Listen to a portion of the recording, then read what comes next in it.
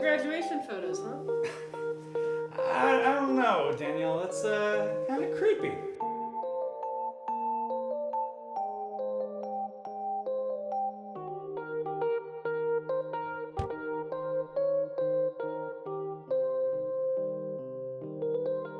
How do we know, like, the walls are fine? Like, how do we know there's no damage, no water damage?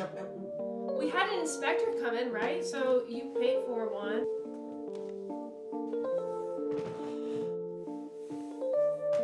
Charlie, look, it's mold.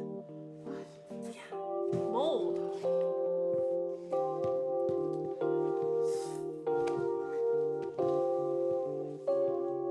Oh, we got fucking swindled into buying this house. Those bullshit inspectors.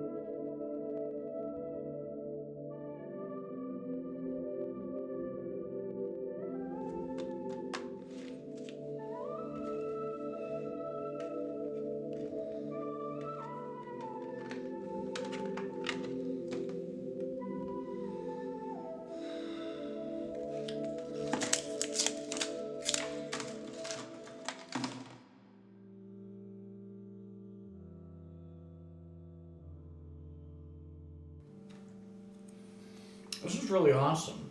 I know, it's so simple too. I know. They just send this all in the mail? Yeah, I know. The future is sick. This really is awesome. I know. So, Ty called me today to check in, see how things are going. He said he'd be interested in doing a couple shows with you. How's he doing? He's doing good. He's really excited to, he's booked a couple theaters. He's looking to maybe get you on a couple of his shows. I don't need you to play manager for me.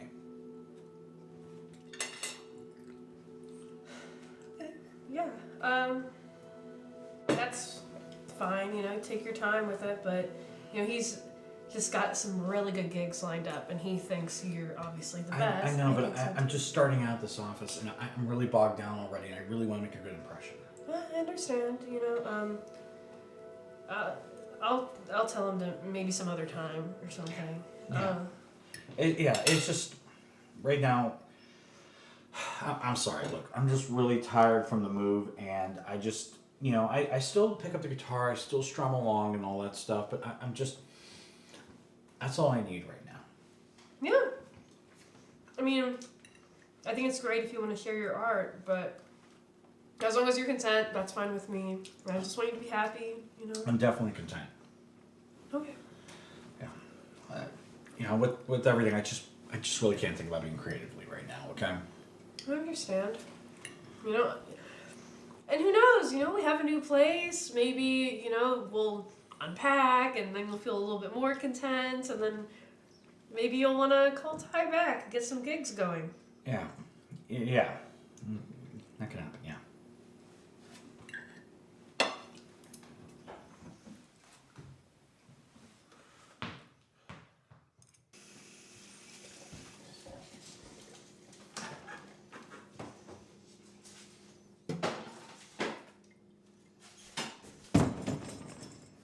I think a box just fell.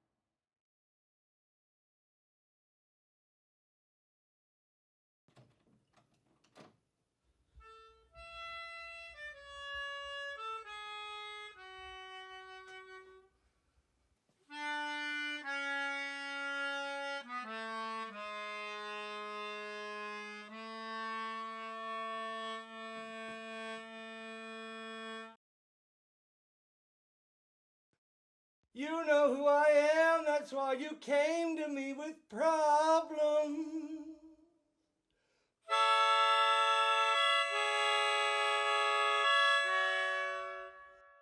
And I am not a man, but I know just the way to solve them.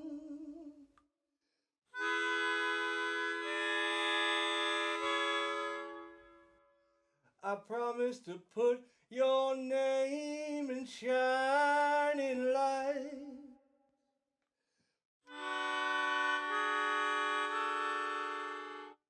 To make you feel alright.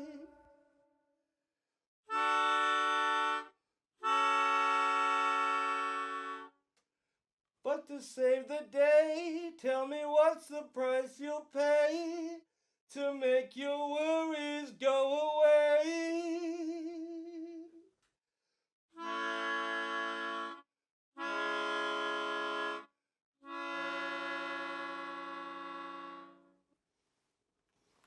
You know why I'm here, Charlie. We've been through this once before. You decided you wanted to become a famous musical comedian.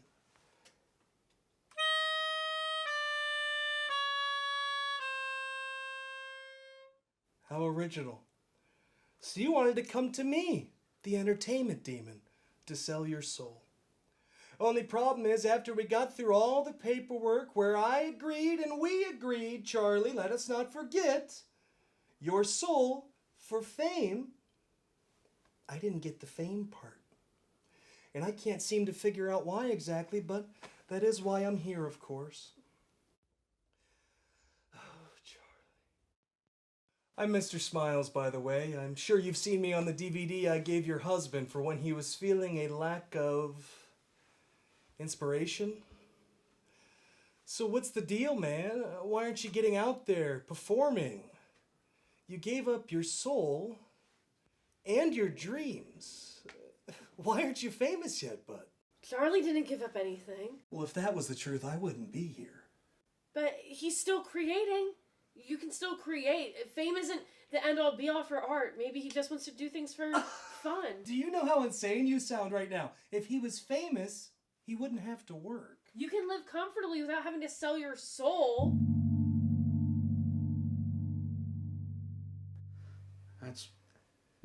That's what I did. I sold my soul. What?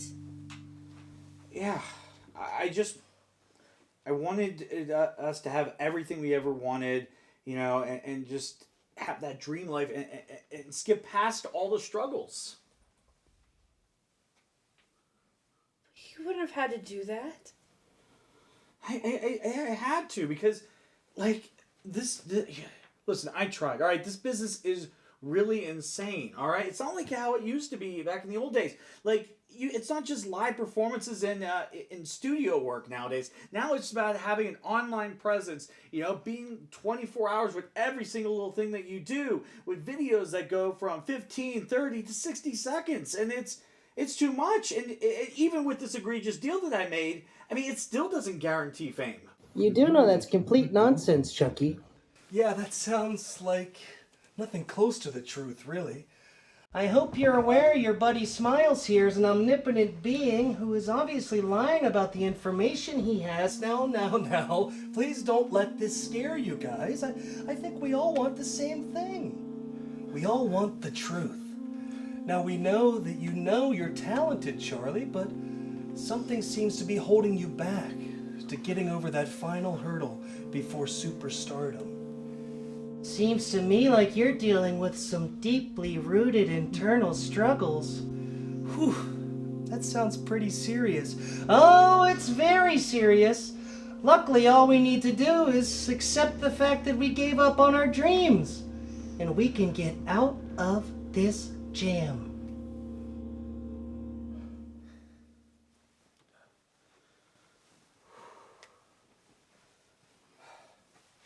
I tried. I really tried. I gave it up when the moment became all so real. It just fame and fortune. It's great and all. What's the cost of it? I mean, traveling different cities every day, venue to venue, and being in and out of studios all day. I mean, he would take me away from home. I would never be home. I would never be with you. And I was just afraid what that would do to us, and how that would change us, and if we'd drift apart. And as soon as I had that feeling, I stopped it dead in its tracks, because I love the life that we built together, and I love you, Danielle. Excuse me. Please pick a card, miss. What? Go ahead, pick a card. It won't hurt. Now look at it, but don't show me what it is. I cannot tell you how many times this trick's been ruined by some blabbermouth. Got it? Put it anywhere back in the deck. Here we go, that's good. It's okay. Very good, very good.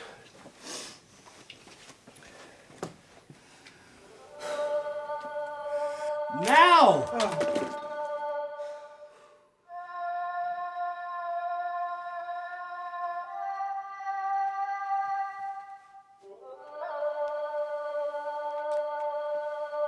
This your card?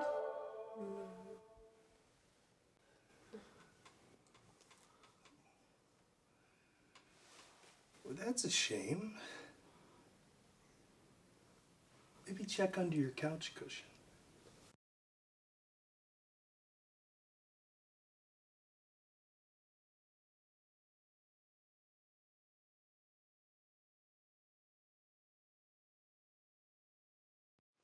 I don't get what's happening. Why are you full of shit? Can't lie around magicians or demons. Sorry, man. Alright. The truth is that I just felt like I couldn't focus all my efforts into a passion, because I felt like you were taking all my attention away from it. What? It's not that like that. It's just what I'm trying to say is like... Yeah, I'm always trying to put you out there. I'm sorry, Charlie, but what the fuck? I talk to you all the time about trying to get gigs, and you always shut me down. I'm just sorry. I'm really bad at talking about this. Yeah, well, you're gonna have to try a little bit harder, because I don't understand what's happening right now. Listen, I was just afraid because, I got famous, and then I go away from you, and then, I don't know what would have wound up. What would have happened? What would have happened anyways? Well, you're fragile, all right? I'm fragile? Yes, you are fragile, and, I was afraid, how can I enjoy any level of fame if you're hurt? Okay, break it up. Gee whiz, Charlie. You're really bad at this, huh? You'd rather throw someone you love under the bus than tell the truth. He's still lying? You betcha. No, buddy, it's okay. I'll prime the well a bit. It's real plain and simple. You're lazy.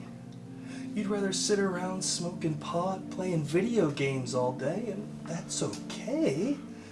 But you paid a pretty steep price for it, didn't you?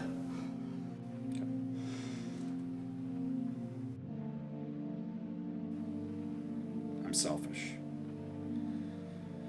I only think of myself and no one else. All I ever wanted was everything without doing anything at all. All I ever wanted to do was nothing. Any form of success terrified me because, as it comes, more responsibility comes my way, as well as opportunities to be seen as the monster I am. Being stuck on an endless conveyor belt of work and tasks and responsibility, and never seeming to have time to enjoy the simple things like a sunset on the porch. Always wondering what comes next. So tell me, Chuck, are you willing to hold up on your end of the deal as we agreed upon? I made my bet. I might as well lie in it. And even though that means when I die, I'm going to spend the rest of eternity tortured in a lake of fire. All right. I made a promise. I'm going to keep it because I made it. And no one else should suffer for that. You know, I cannot allow someone that was willing to love me suffer for all eternity because of my indifferences. What? Are you illiterate too? What? You do know there's a penalty for defaulting on the contract, right, Chuck? Defaulting? I'm getting right back on track. Took some serious prodding, though. Shut up, you white-faced bitch! Oh, you guys aren't gonna like this.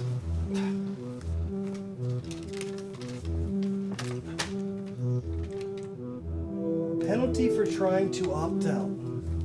Loss of a loved one. What? What? No. Pretty cut and dry. I'm honoring the agreement now. Lawyers are good.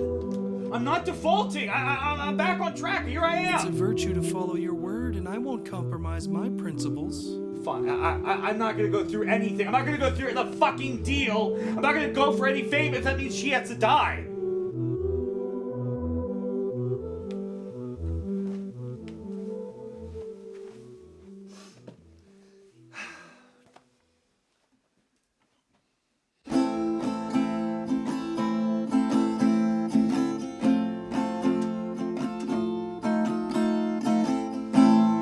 Take advantage, and then you wanna be free.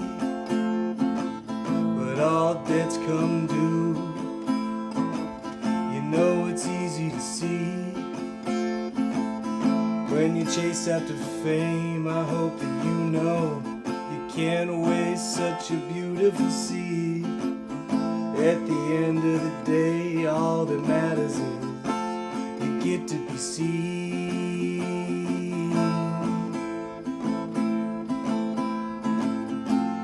We all know I'll get what's coming to me.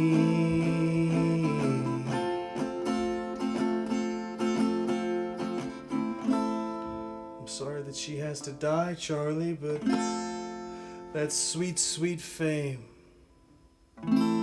It's too nice to waste.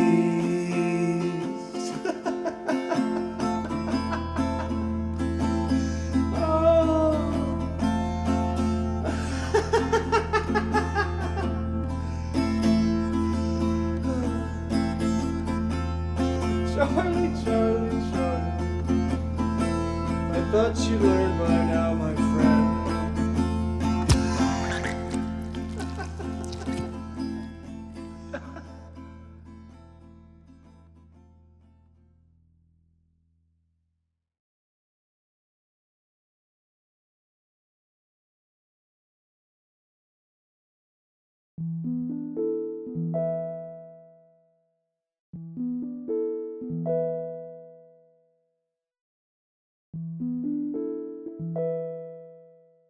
Welcome back, everyone, to our program. I'd like to introduce a guest for this segment. He's currently a best-selling author and has managed to turn tragedy into inspiration. Last summer, Charlie Simpson and his loving wife, Danielle, were victims of a home invasion in which Charlie's wife was unfortunately killed. The perpetrator of this heinous act has not been found to this day, but Charlie has made it his mission to help the world around him and overcome their grief as he tries to overcome his. Charlie, I'd like to give you my deepest condolence and take this time to let you talk about your tragedy if you'd like to. Thank you, and I appreciate that. Well, I guess early on I was very paralyzed with grief, and when you stop living, it's almost like you might as well not live. And I know that's dark and all, but when you have that realization, you understand that you have to live despite whatever tragic event has befall you, no matter how preposterous it might be. And that is one of the most important hurdles in my life that I feel I overcame. And it's what I'm most proud of about my book, because I confronted it, and other people, I imagine, also need to confront it. And being equipped with my book, they can live their lives to the fullest, just as their deceased loved ones would have wanted them to.